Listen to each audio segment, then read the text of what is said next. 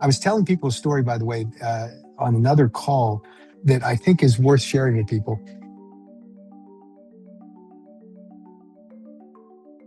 There are people who were a part of that effort in 2016, and there was an enormous number of people and magnificent people who came to Washington or who organized a lot of rallies and that kind of thing.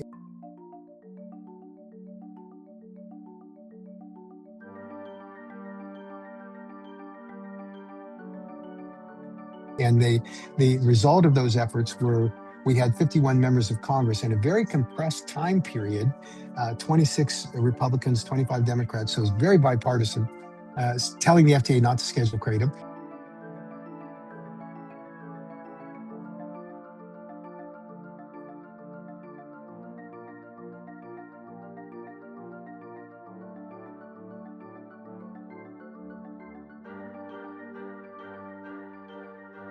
And there were 13 senators in two separate letters that sent an equal letter, and all of those, I'm sure, along with the 6,000 plus calls that were made to the DEA offices, which they told me about later, all had an impact.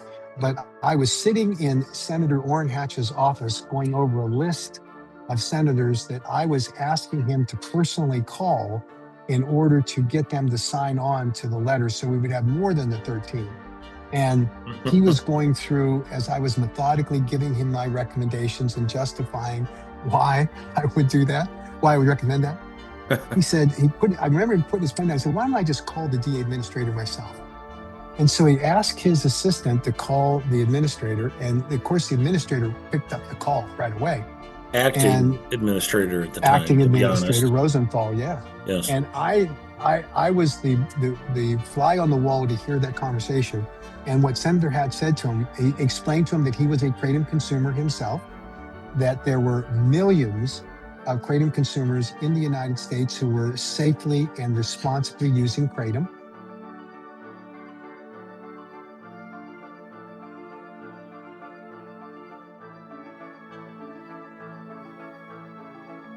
That the FDA had concocted the same kind of evidence and data that they had used against dietary supplements for decades, that forced him to pass to sponsor and then get passed the Dietary Supplement Health and Education Act.